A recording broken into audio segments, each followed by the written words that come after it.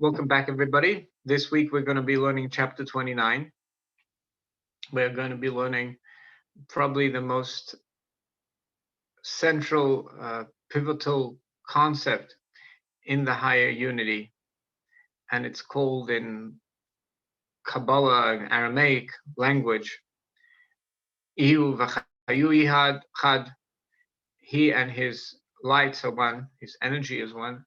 V'ihu v'garmu chad. He and his vessels are one. God is one with the matter. This is pivotal because this is a central idea, because when we learn higher in the levels of the order of events, we get to see divinity from a distance. But this makes a deeper revelation. The lower levels actually make a deeper effect on us in the higher unity. And the advantage of the higher unity is that the bad energy gets dispersed, doesn't fight it. It's not opposed to these ideas. So let's start.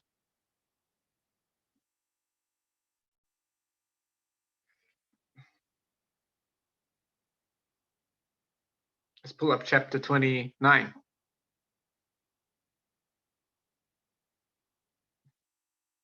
It's a little bit bigger. That's good. I would even bigger would be better for me. Okay, no problem.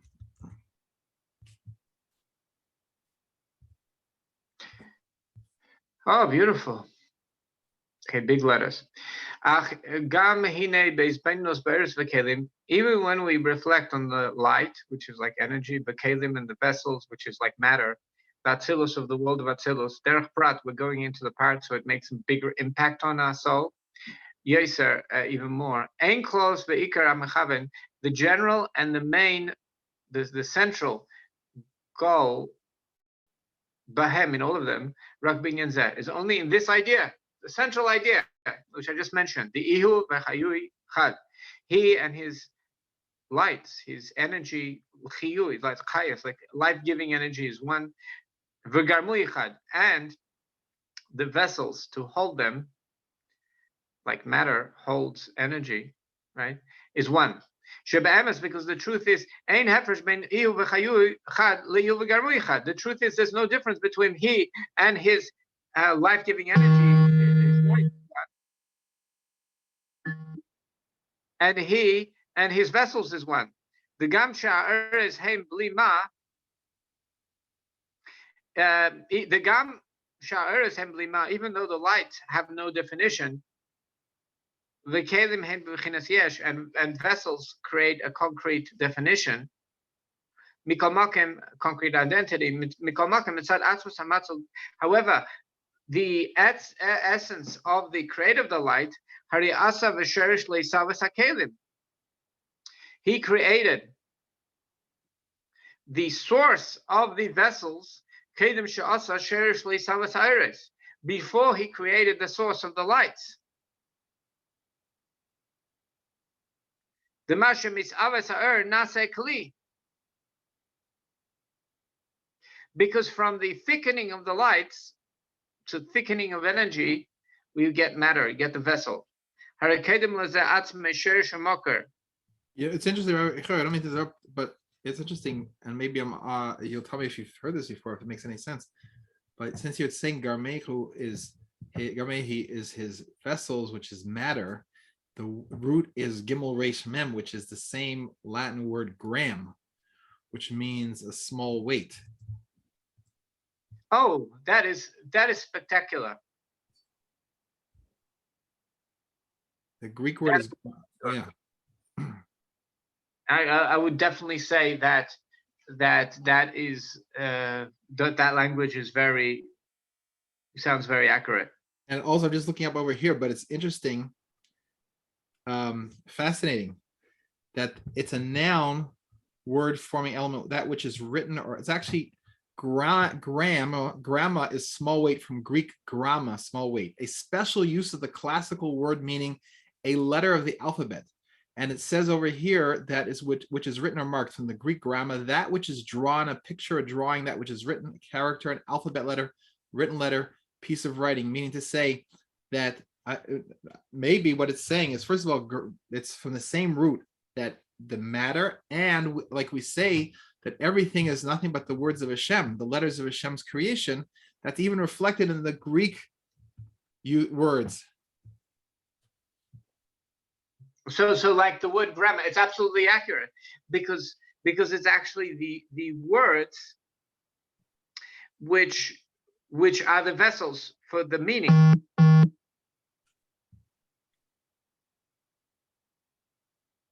Sorry, the words are vessels for the meaning, and let's say that both of them are the same, because it's by divine vibration, which definite vibration, in other words, the vibration of certain words of God, right? Right.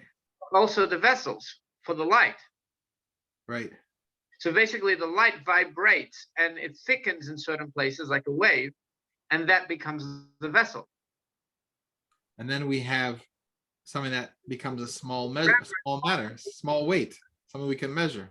And it's a small weight. Once you have a vibration which thickens in certain places, then you have something you can measure. It's a matter. Wow. So he is one with his grammar, and now what we're saying is that his grammar, actually, he created before the light. He created the matter in potential. He created matter, grammar, small weight, before he created the life-giving energy, the light.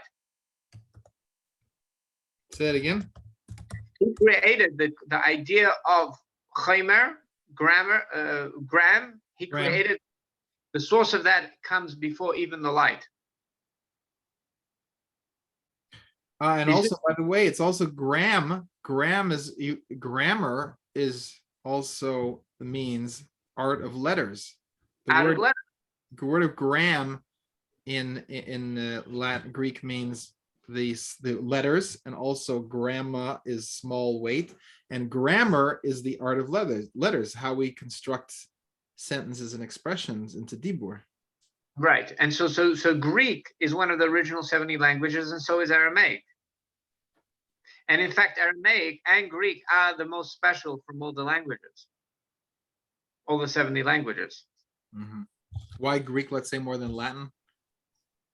Oh, Latin is, in the Medrash says, was made up by the Romans. They used Greek and they made it up. They needed a war language. I needed a war language? Yeah. Uh-huh. So it doesn't have, it's not as fundamental, you're saying, as Greek is. It's not one of the, Latin is not one of the 70 languages. It's a made up language. It's based on Latin, based on Greek with other additions. Okay. Wow. They used to make fun at that time. They used to make fun of the people living in Italy that they don't have their own language. Pre-Latin, you're saying. When they had already Latin, but they used to make fun that Latin is not. Even when they were speaking Latin, they were like, they were not really speaking a real language. They were speaking something that was made up. Fascinating. Yeah. Okay. Wow. Okay. Thank you for the digression. Okay. I believe that, yeah, maybe Greek. Yeah, the Torah written in Greek would be kosher. The original Greek was considered a special privileged language in the Gemara. Yeah. It was the only language that you could accurately translate Hebrew into, from Hebrew. So in a way, it had an advantage above Aramaic. But this is Aramaic, so they're related. They use languages. Why was it possible to know all 70 languages? Because a lot of the words, there was an overlap in words.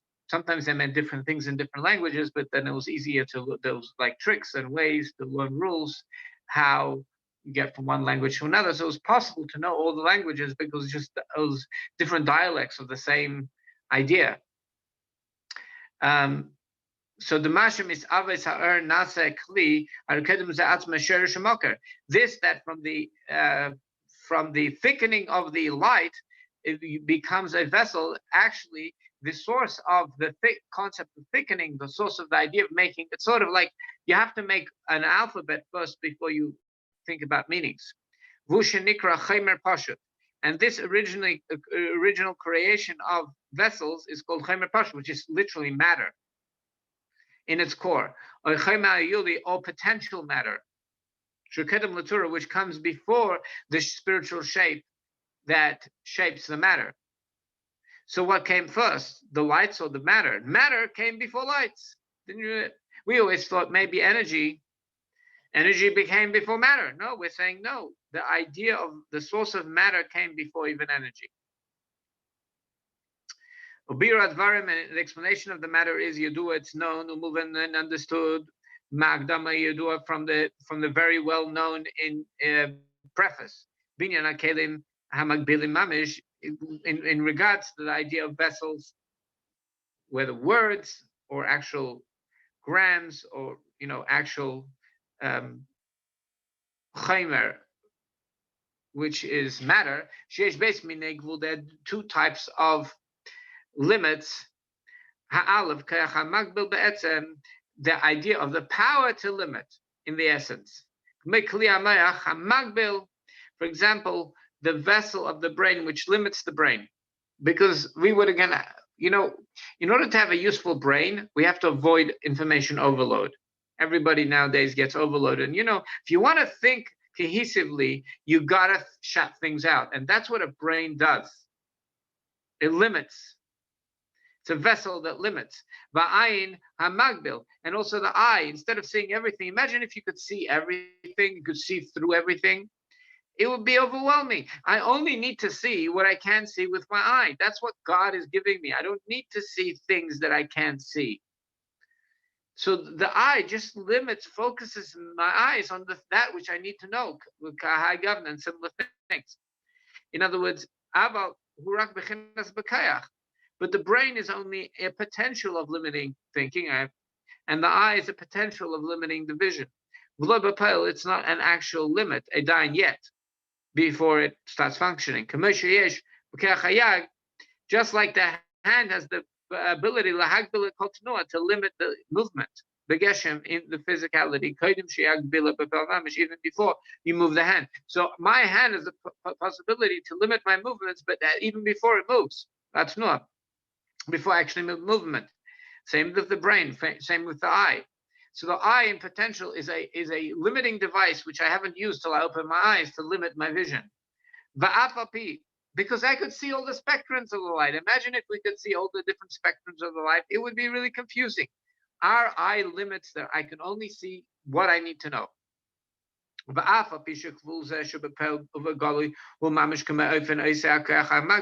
though when they actually start implementing the limits, it actually fits the pattern of the potential limiter, haruchni, which is spiritual, shabayad, in the hand, shu marker v'sherish lag balos l'shabapel.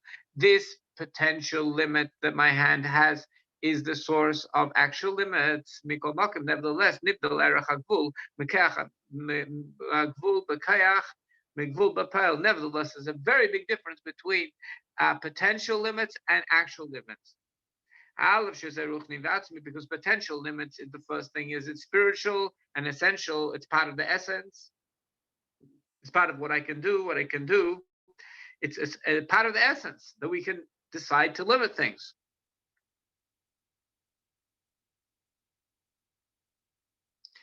V'zeh gashmi, and this one is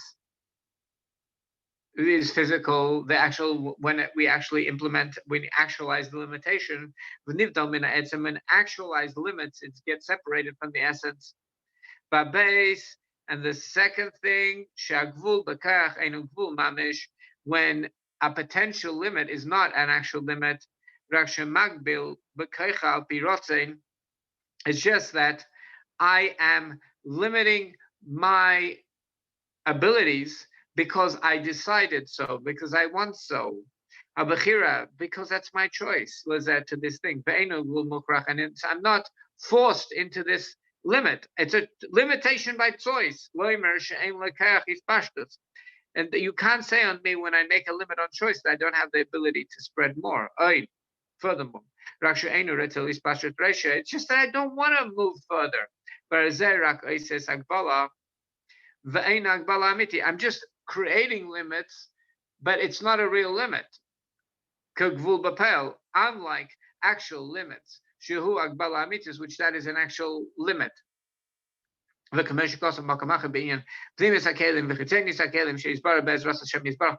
is the difference between when we speak about the inner vessel and the outer vessel. What's the difference between the inner vessel? Inner vessel is more the brains, a mental decision to limit. Is an actual implemented limit.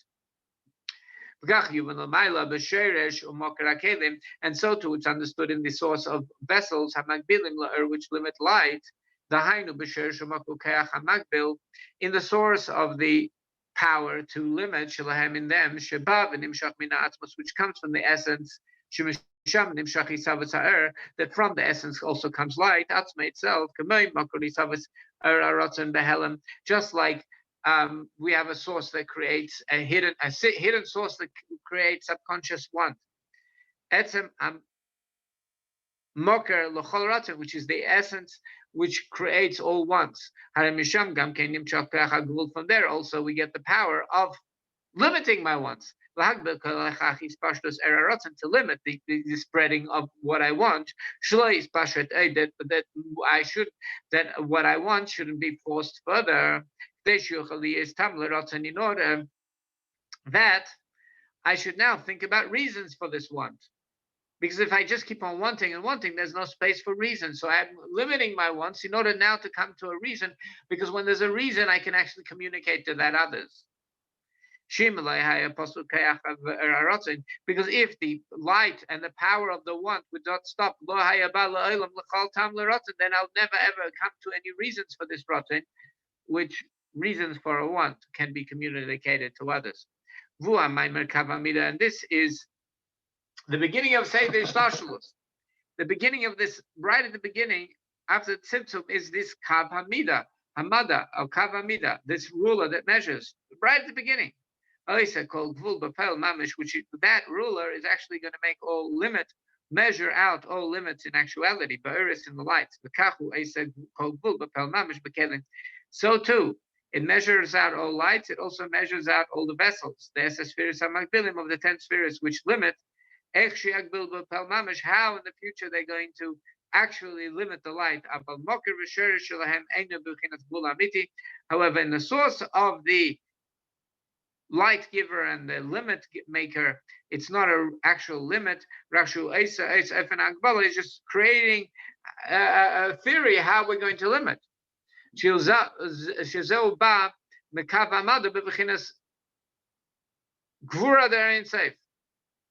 This idea of limiting comes from the ruler that God creates, which is really the power of gvura, the power of strength, the power of focus of the unlimited light. It's a power to like hold back, which is exactly similar to the power to spread. And really the two sides of the same ruler. God is able to do anything. He has the power to take a limit. He has a power to make a limit. As explained in another place. We explained above many chapters ago. The idea of a logo at the beginning of the ruler. Rishimu means something just left over, like when they blew up Hiroshima, you only get a Rishima of Hiroshima after it was blown up. Something left over. So that's the idea of Rishima. But Rishima is also a deeper meaning. And Rishima means there's actual a plan inside this logo for everything that's going to happen afterwards. That from the Rishima, that's the source of, because the Rishima is a restriction. So that is the source of the limits of the vessels, the spheres of the 10 spheres, the Atzilus of the Atzilus, and from the ruler that comes from Rishima who shares Kalahiris, it comes all the lights. So that's what he means. The Rishima comes before the Kav, the Rishima, the logo comes before the ruler. The Rishima establishes the idea of limits, and the ruler measures out the lights that will fit into those limits. Is explained in another place at length. Even the vessels of Atzilus that actually make limits to the lights, and actually everything is actually God's name. The whole world is God's name repeated in different ways, vibrations of God's name, so that there's different themes. The Ab, Sag, the theme of Ab, which is spelled, God's name spelled in a way that it ends up the numerical value of 72. Sag, the way it ends up 63. Anikra Oisius, and these are basically letters.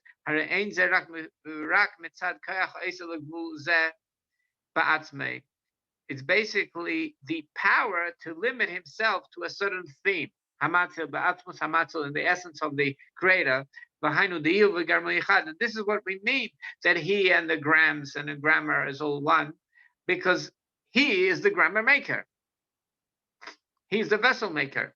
He is creating the limits that it's all potential. It comes from the unlimited power, Atzma in himself, just like he and his lights are one. The lights. Oneness and truth is, I want to tell you what we said to now, that in the world of Atzilus, which is the divine world, it's not really a creation, it's just an emanation of God. We said that the vessels of Atzilus actually limit. He says that's not really actually true either. Because even in the vessels of the 10 spheres of Atzilus, it's only a power to limit. It's not actual limitation. Even in Atzilus, just when the light and the sustenance gets limited and comes to something concrete, in the creation of the world, which is Bria Yetzirah Asiyah, which is God's thought, speech, and action, which actually creates our world. That's when we have an actual limitation. So the limits of Atzilus are just limits in theory. They only become limits in the concrete when God actually has audible thought, speech, and action. And therefore, according to what we've said, is the Ab V'Sag. If a person is davening and he's thinking about the proper Kabbalistic names as they apply to Ab, Sag, Shem, Bechinas, Akelma, Bili, Mamish, which that really refers to the vessels that limit. Really, there's no limits in Atzilus, and he's really thinking about, really the goal is to think about the source of the limit. That is the source of the lights of Atzilus. So, in other words, the source of the vessels, the source of the light, and the name of God's name, spelled with 4 letters, is really referring to the essence. In other words, the name of God is really showing on his essence.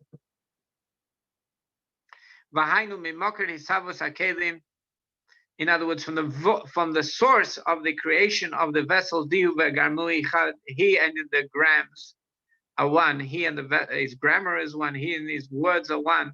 Canal the mela movement from it's automatically understood the gambechinas tikunim anal. Then even when we have a complete 10 spheres, they're called like jewelry, because they bring a person out, they fix a person to be better, right? 10 spheres, which each sphere has energy and matter, but it's not actual matter. It's only in potential. Limit in potential.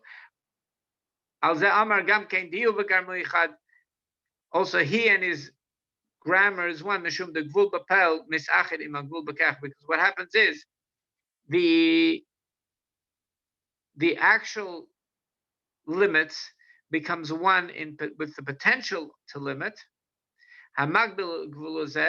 Which the potential limit limits makes the limit. In actuality, and we're going to give this a good dogma as a model. We're going to use the model of the power of limiting in the hand.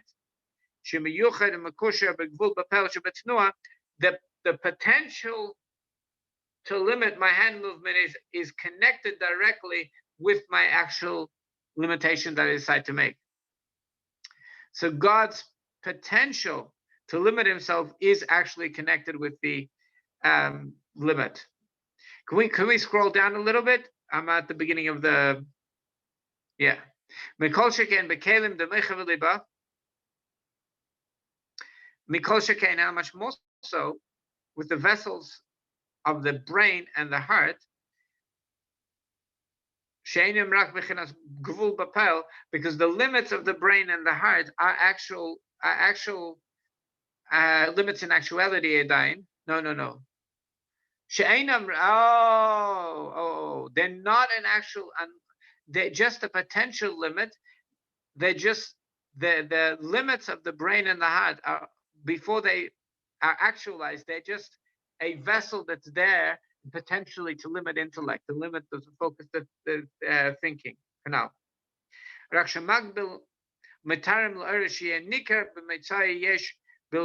what the brain does and what the heart does is they take the lights and they make it recognizable, identifiable, that we're dealing with something concrete, a concrete feeling, a concrete intellect. But the brain and the heart have a source in the essence of the person. The fact that the soul can choose to limit itself. Just like the light and the life-giving energy is sourced in the essence, b'shikol, exactly the same way, and the power to do these two things, actually it's one source. Is actually infinite. Just like the unlimited light is able to reveal itself lower and lower and lower till no end, to lower levels, so too the unlimited light is able to go lamaila, and they say God is able to hide himself in a deeper and deeper levels. This is the power of kindness and strictness in the essence of God, the ability to hide himself, the ability to reveal himself in lower, yet lower levels. However, when we actually, in the light and the vessels, when we actually start the delivery, the opposite happens. The opposite happens.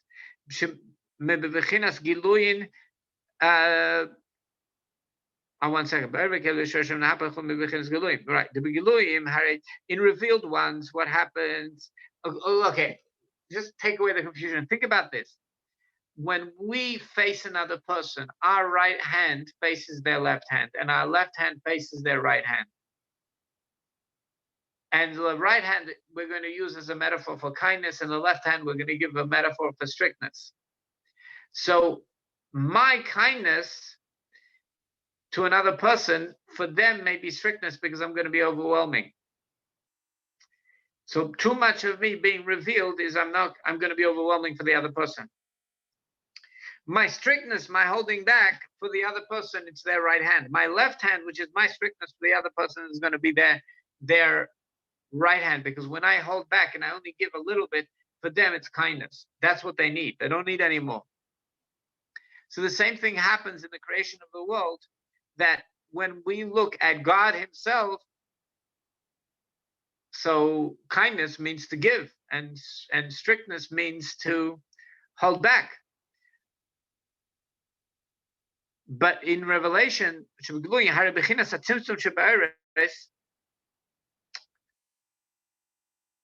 so when you hold back,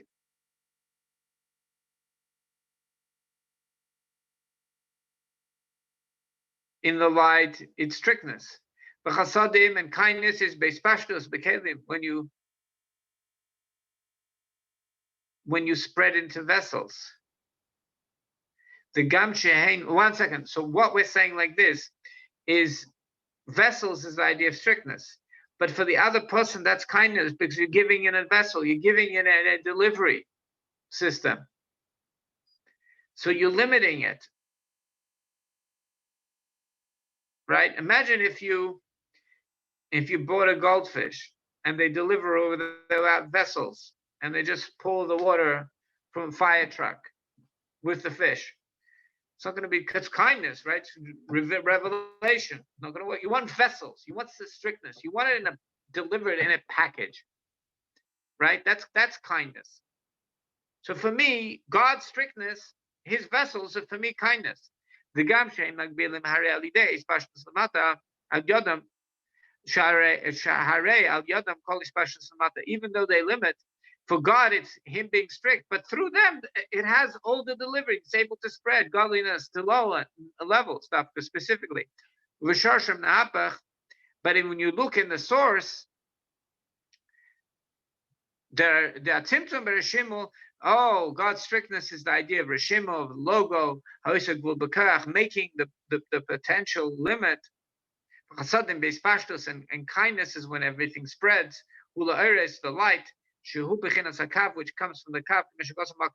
So is vessels, is light strictness or kindness? Well, in its source,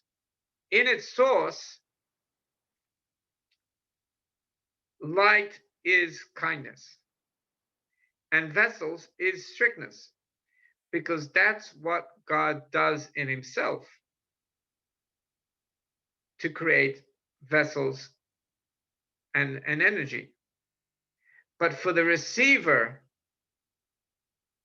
vessels is kindness and light is strictness, because it's overwhelming, too much energy, not deliverable.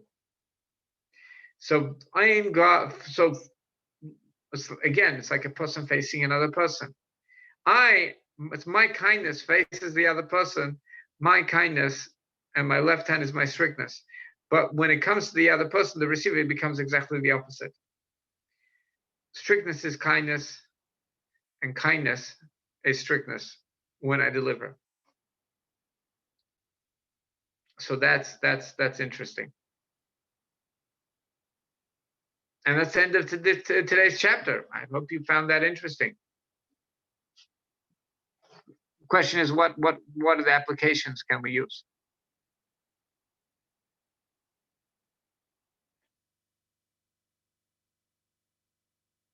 Any questions?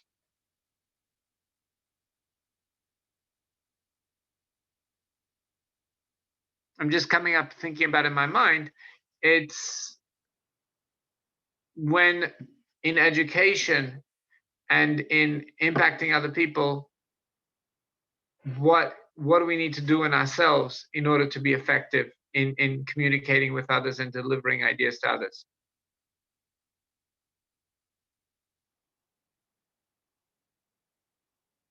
And any comments?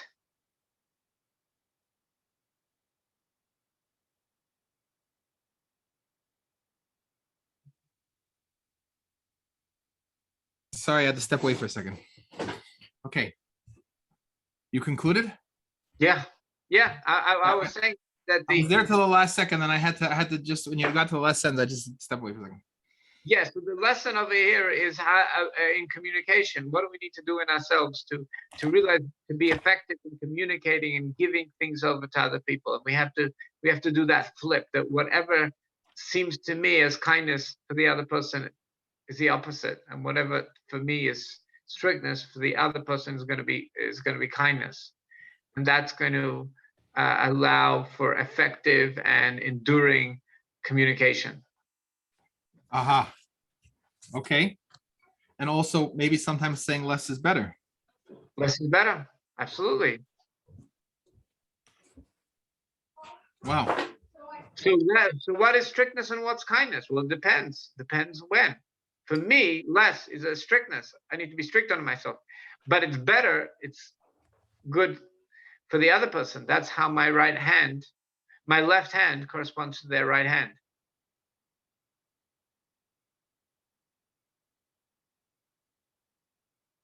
Why is the heart towards the left side of the body? Well, for the onlooker, it's on the right. It's designed for the onlooker.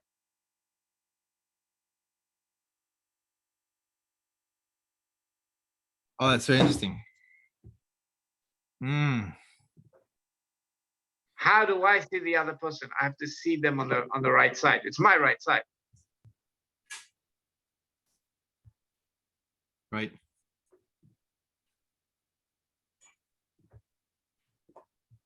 Okay, great. Wow, that's something to really absorb. Okay, great. Anything else? Yeah, that's it. You have something on the parasha? Yes. Let me start recording. Okay, great.